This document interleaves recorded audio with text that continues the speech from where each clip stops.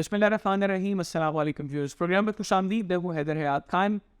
آج اس خصوصی ایپیسوڈ کے لیے میں موجود ہوں صدر شریف میں, اور میرے ساتھ موجود ہے ڈاکٹر سید حبیب عرفانی صاحب.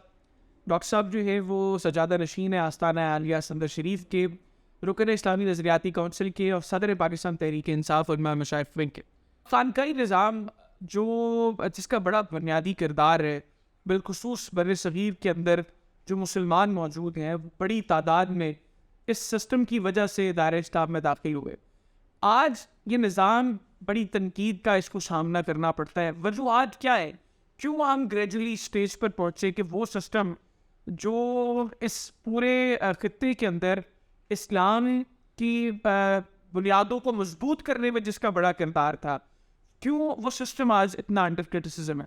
ڈاکٹر صاحب, آپ چونکہ خود ایک بہت بڑے سلسلے سے آپ کا ماشاء اللہ تعلق ہے, آپ کیا سمجھتے ہیں کہ کیوں ہم خانقاہی سسٹم سے, ایک تو لوگ تھوڑا فاصلہ اختیار کر رہے ہیں, دوسرا اتنی اس کے اوپر کرٹیسزم ہو رہی ہے کہ اس سسٹم میں چیزیں بہت بدل گئی ہیں. جو بزرگ جو تربیت دے کر گئے تھے, آج نہ ان جگہوں سے وہ تربیت جاری ہے, اور نہ لوگ اس طرح کی تربیت کے لیے تیار. حیدر صاحب دیکھیے, اس میں کچھ معاملات خاصے اور طرف سے بھی شامل ہیں اس میں, کہ کچھ جگہ پر یہ ہوا کہ انٹینشنلی, چونکہ یہ ایک مرکز ہے محبت کا, کہ ایک صاحب میرے والد گرامی سے ایک دفعہ ایک شخص نے سوال کیا کہ کیا وجہ ہے کہ آپ کے پاس آنے والا ہر شخص یہ سمجھتا ہے کہ آپ سب سے زیادہ محبت اس سے کرتے ہیں.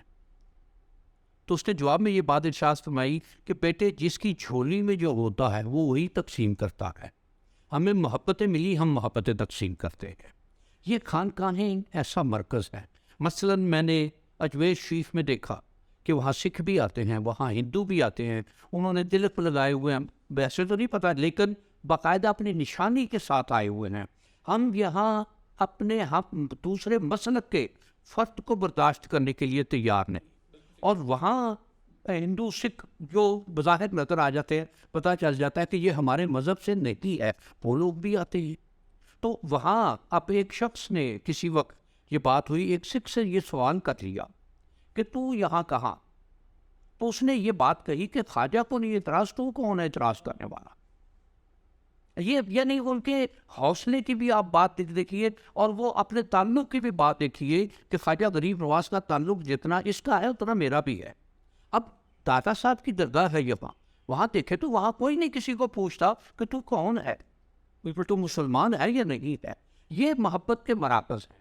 اب جب اس کا دنیا میں, ورلڈ میں جب ایک ادروائز بات چلی ہے پولیٹیکلی, اس کو تقسیم کیا گیا کہ پہلے ایک معاشی سسٹم میں تقابل تھا, یا لڑائی تھی, یا جھگڑا تھا, کہ افغانستان میں رشیا کے سرنڈر کرنے کے بعد مارگریٹ تھیچر انگلینڈ کی وزیر اعظم تھی, اور اس کو آئرن لیڈی کا خطاب ملا تھا. تو اس سے جب کسی صحافی نے سوال کیا کہ یہ اسلام کے ساتھ تو آپ کی معاشیات رشیا کے ساتھ آپ کی کولڈ وار ختم ہو گئی ہے, تو اس نے کہا کہ اسلام, تو انہوں نے ٹارگٹ تو اپنے رکھے ہوئے ہیں. تو اس میں بات یہ ہے کہ پھر اس ٹارگٹ میں ہم لوگ ہی ان کی اعلیٰ کار بن رہے ہیں, جو اسلام کے خلاف, جو اسلامی تعلیمات کے خلاف. اب دیکھیے 30-40 سال گزرنے کے بعد اب یہ باتیں آنا شروع ہو گئیں کہ قرآن مجید سے فلاں فلاں آیات نکال دیں, فلاں فلاں چیزیں بدل دیں.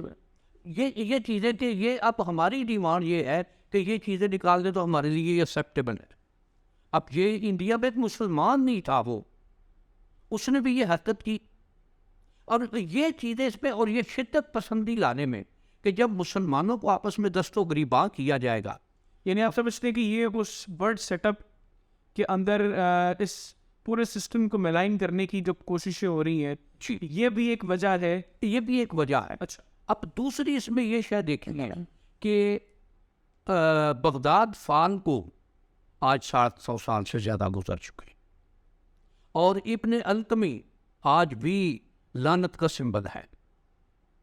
وہ کچھ کہ وہاں کے علماء بھی ان پر آج بھی تبرہ کیا جاتا ہے کہ جو اس وقت مغول فوجیں چلی آ رہی تھی، بڑی آ رہی تھی، ہر شے کو خس و خاشاک کی طرح بہا رہی تھی، لیکن بغداد کی مرکزی چوراہے میں قوے کے حلال یا حرام ہونے کی بحث جاری تھی۔ اب آج دیکھیں آپ کہ یہ آئینی ہے، یہ غیر آئینی ہے، کیا ملک کے حالات کو کوئی دیکھ رہا ہے؟ کیا لوگوں کے تکالیف کو کوئی سوچ رہا ہے؟ کیا لوگوں کی گزران کے بارے میں کسی کے ذہن میں کوئی بات ہے؟ اب اپنی ہی بحث میں، اور کیا یہ وہی بغداد کا اگر دیکھا جائے آج سے 700-750 سال پہلے کا، تو کیا وہی اب اس کے ساتھ ساتھ آپ آگے آ جائیں، انڈو پاک میں آ جائیں اگر، تو ٹیپو سلطان کے ساتھ جو کچھ ہوا اس وقت بھی یہی باتیں تھی کہ جو دشمن ہے، میں دشمن کو نام نہیں دوں گا، وہ دشمن ہے، کہ اس نے جب اپنا مقصد حاصل کرنے کے لیے کچھ لوگوں کو انگیج کرنا چاہا تو اسے لوگ مل گئے۔ اسی طرح سے آج بھی جو دشمن ہیں، جو اسلام کے دشمن ہیں، جو مسلمانوں کے دشمن ہیں، اور اسلام یا مسلمان، مجھے یہاں امام خمینی رحمہ اللہ تعالیٰ کا ایک فقرہ بڑا یاد آتا ہے کہ جب تمہاری طرف گن اٹھے گی تو وہ یہ نہیں پوچھے گی کہ تم شیعہ ہو یا سنی ہو، دیوبندی ہو یا بریلوی ہو، وہ گولی نہیں پوچھے گی، بالکل ٹھیک، وہ مسلمان کے طور پر کہ تم ہاتھ چھوڑ کر نماز پڑھتے ہو یا کسی طرح سے، وہ گولی تمہارے سینے پہ بطور مسلمان کے پیوست کرے گا۔ ان چیزوں کو ہم بالکل اگنور کر کے اور آپس میں دست و گریباں ہیں۔ آج یہ کہ اہل بیت کرام کا کوئی محبت سے تذکرہ کرتا ہے وہ رافضی ہو گیا، جو اہل صحابہ کرام کا تذکرہ محبت سے کرتا ہے وہ فلاں۔ یہ تقسیم پھر ایک سوچی سمجھی سازش کے تحت کی گئی، اور ہم لوگ اس کا شکار انٹینشنلی یا ان انٹینشنلی ہم اس کا شکار ہوتے چلے جا رہے ہیں۔ میں آپ کی بات سے تھوڑا سا ان انٹینشنلی کا میں نہیں کہوں گا، اچھا، کہ جن لوگوں نے بھی یہ کام کیا انہیں جانتے، لیکن جو لوگ جو ان کو سکھانے والے وہ تو ان انٹینشنلی ہوئے نا، وہ تو پھر ان کے پیچھے چلے نا۔ اچھا ڈاکٹر صاحب، یہ تو چلے ایک بڑی وجہ ہوگی اور یہ بنیادی طور پر سمجھ میں آنے والی وجہ ہے۔ آپ نے ایک بڑی اہم بات کی کہ ہم لوگوں میں سے ان کے اعلی کار یقیناً جو ہے وہ بنے ہوئے ہیں، جو اس سسٹم کو الٹیمیٹلی خراب کرنے پر یا اس کی امیج کو ملائن کرنے پر تلے ہوئے ہیں۔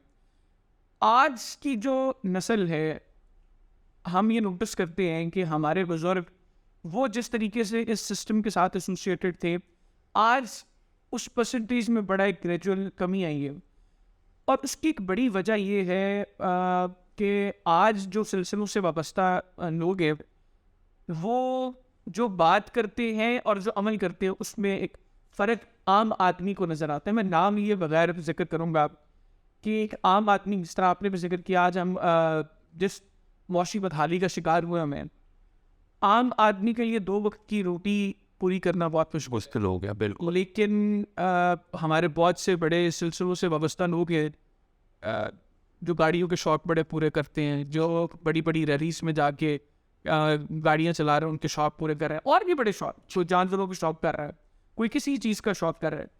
میں کسی کے شوق سے مجھے اعتراض نہیں ہے، مسئلہ یہ ہے کہ یہ وہ لوگ ہیں جو رول ماڈل ہے آج کی اس ڈیٹ میں رول ماڈل ہونے چاہیے، لیکن ان کو دیکھ کے، ان کی لائف اسٹائل کو اور ان کے ساتھ ایسوسیٹڈ لوگوں کی لائف اسٹائل کو دیکھ کر آج کی جو نوجوان نسل ہے وہ ایک دوری پر آ گئی ہے ان سے۔ آپ کے خیال میں یہ چیز کتنا رول پلے کر رہی ہے، اور اس میں جو خانقاہی نظام سے وابستہ لوگ ہیں ان کو کیا کرنا چاہیے، ان کو کس طریقے سے اپنا رہن سہن لوگوں کے سامنے رکھنا چاہیے؟ دیکھیے، میں یہ گزارش کروں گا کہ یہ بھی دین اسلام سے دوری کا نتیجہ ہے۔ کیا چیز؟ یعنی یہ منافقت، اچھا، یا منافقت قرآن میں یہ یہ کہنا کچھ اور کرنا کچھ اور، یہ ہے کہ تم وہ کرتے کیوں ہو جو کہتے نہیں۔ تمہاری قول میں اور عمل میں مطابقت ہونی چاہیے۔ اگر تم کسی کو تلقین کر رہے ہو نماز کی اور خود نماز سے نہیں پڑھ رہے تو وہ تلقین اس کا اثر ہوگا، اگر خود نماز پڑھتے ہوگے تو اثر بھی اثر ہوگا، یہ تیزن۔ لیکن ہمارے ہاں یہ ہے کہ تبلیغ کا عنصر بھی بہت ہے، لیکن میں اس سے مبر رہا ہوں، میرے پر یہ لاگو نہیں ہے۔ اب اس میں بات یہ آتی ہے کہ یہ چیز، اس میں پھر وہی بات پہلے والی آئے گی کہ یہ انڈیویجول کو سوچنی ہے۔ میں اگر کچھ لوگوں کا رول ماڈل ہوں اور مجھے یہ پتہ ہے کہ مجھے دیکھ کر کچھ لوگ میری ہر بات کو فالو کریں گے، اس پر اسی طرح چلیں گے، تو مجھے اپنی نظر کو بھی اس نظریے میں رکھنا ہوگا کہ کل کو وہ یہ نہ کرے کہ اچھا جی اس نے یہ اس طرح کیا تھا تو مجھے بھی یہ اجازت ہے. یہ چیز یا کوئی بھی ایسی بات، کوئی بھی ایسا عمل کہ مجھے اس میں ہر معاملے میں ہر لمحہ، ہر جگہ، ہر ساتھ احتیاط کرنی ہوگی. اور یہ ہمارے ان لوگوں کو خاص طور پر کہ جو لوگ رول ماڈل ہیں، جن لوگوں کو لوگ فالو کرتے ہیں، جن لوگوں کو لوگ جن سے محبت کرتے ہیں، جن کی طرح کا بننا چاہتے ہیں، یہ ان کو اس بات کا احساس رکھنا چاہیے. اور ان کو بھی اس بات کا جو فالو کر رہے ہیں کہ کیا یہ خلاف شریعت بات تو نہیں، جس کو فالو کر رہے ہیں وہ بھی ٹھیک ہے، یہ بھی ٹھیک ہے. یہ اندھی تقلید نہ ہو. بالکل اندھی تقلید. بالکل ٹھیک، بالکل ٹھیک. مجھے مختصر ڈاکٹر صاحب بتائیے گا، پھر مجھے بریک کی طرف جانا ہے کہ ہمارے خانقاہی نظام کے اوپر ایک یہ بھی تنقید ہے، خاص طور پہ خانقاہی نظام نہیں، آپ کہہ لیں کہ اوور آل وہ لوگ جن کی ایک بڑی اسٹرانگ ایسوسیشن مذہب کی وجہ سے نہیں ہے.